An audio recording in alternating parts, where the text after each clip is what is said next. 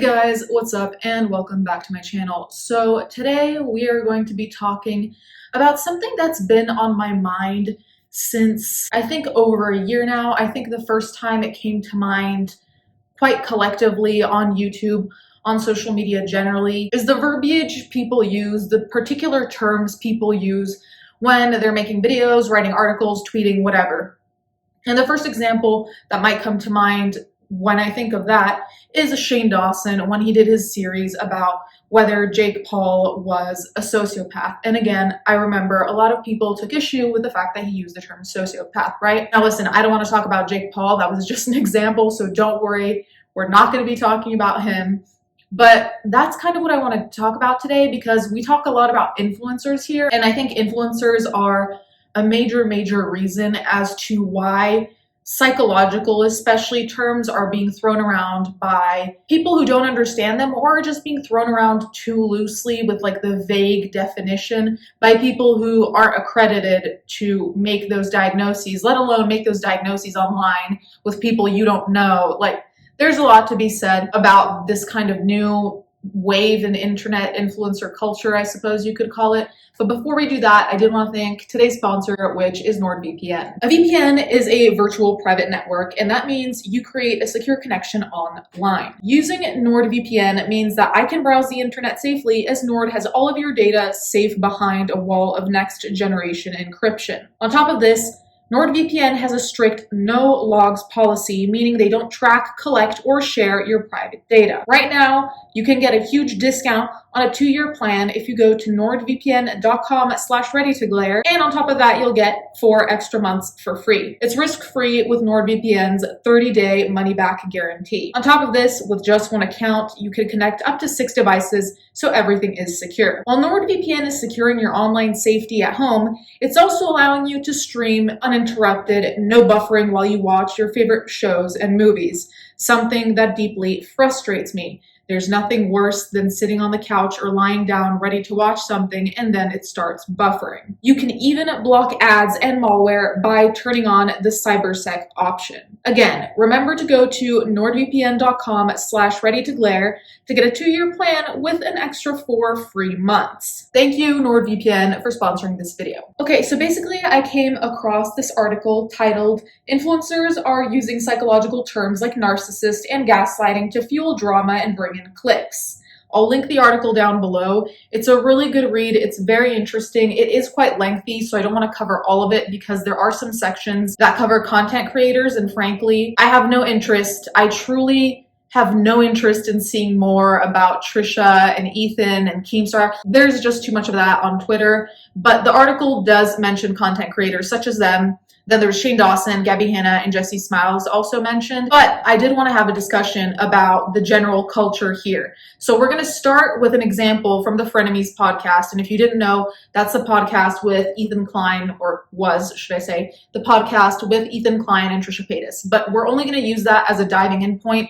We're not going to be focusing on them at all because I feel like I'm probably not the only one who's sick of all this to and fro. So the article begins, like I said, with an example of the Frenemies podcast, and they kind of summarize what happens in the last episode of the Frenemies podcast, and then they go on to say this. Paytas, who is non-binary, who uses the pronouns they, them, suggested Klein was gaslighting because he insinuated Paytas was upset while Paytas insisted they were not.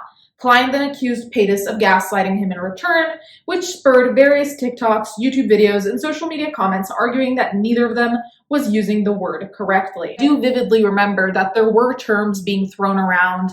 It seemed a little bit loosely, let's say, and I'm using that as an example not to like shame them specifically or whatever. It's more the question of, I see this a lot, and it's not just their podcast, it's a little bit everywhere. I see it a lot on Twitter too, where you see disagreements and suddenly people will start throwing out these terms. To be clear, you can be gaslit on the internet. To be clear, people can be narcissistic. To be clear, people can be manipulative.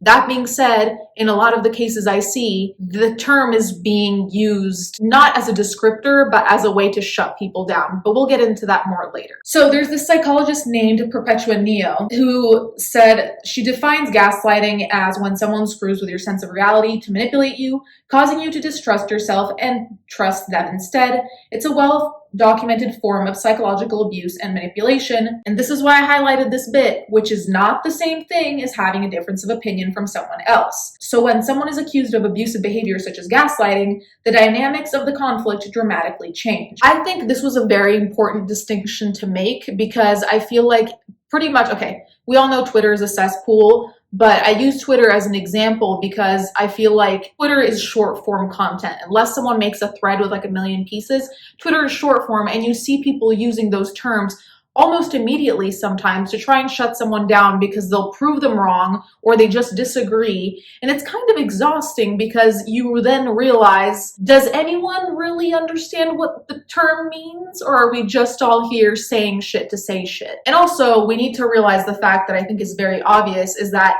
the more you use a term in the incorrect way, the more it's popularized in the incorrect way, the more it gets watered down. So then when we hear sociopath, narcissistic abuse, gaslighting, manipulation, whatever, the meaning kind of is not only watered down, but I feel like sometimes people start using these terms interchangeably, which I'm concerned about because there is a difference. There's a reason that there are different terms for all of these things. But like mentioned in the article later on, I can't remember if I read it in this video, but they do mention that a lot of people just use these terms to mean like bad, but really what they mean, you're a bad person because you did something. But that's the bottom line. It's not really about the actual meaning of gaslighting or the actual meaning of narcissistic abuser.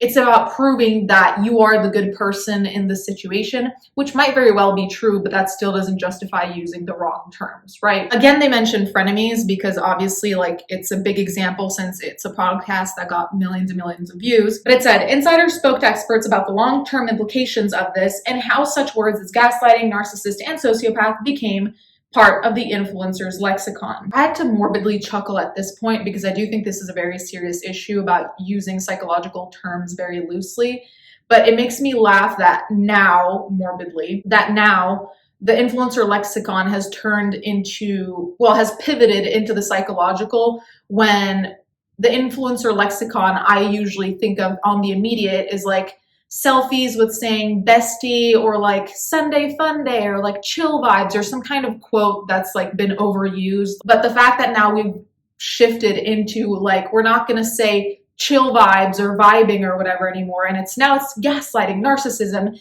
is kind of crazy when you think about it. The 0 to 100 of it all. And that's not to say every influencer. I'm assuming that it's mostly influencers who have been in scandals that are starting to use these new terminologies, these psychological terminologies, but it's almost funny in a terrible way how it went to this lighthearted, almost stupid, many times, bullshit lexicon to heavy things that doctors need to determine. So then there's another person who weighs in, and her name is Jenna Drenton. She's an associate professor of marketing at Loyola University, Chicago, who studies digital consumer culture. And I think this is one of the most interesting parts, in my opinion. She says that language evolves, obviously, as time goes on. There's new slang terms we make up, whatever. That's, I think, something we can all agree on that doesn't have to be elaborated upon.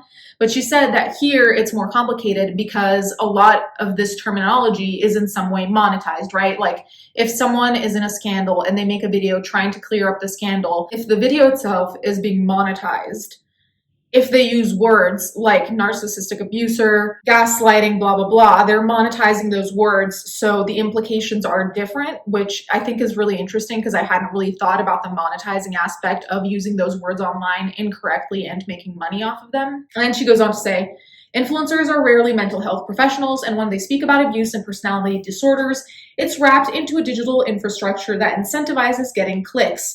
And disagreements and tensions battled out online, words like narcissistic abuse and gaslighting fan the flames. It has everything to do with maintaining the interest of the internet attention. And with this, I completely agree because realistically, we know that on YouTube, clickbait titles are nothing new, but I feel like with this new wave of terminology being used or this new lexicon, whatever you want to call it, I think that those are the new ways to get those clicks. I mean, imagine if we saw a title saying big YouTuber who's loved by everyone, pick one, is an abuser. Would you click on that? It's a new way to garner attention And I think that maybe the old ways just don't work that much anymore. And so people are turning to this psychological way.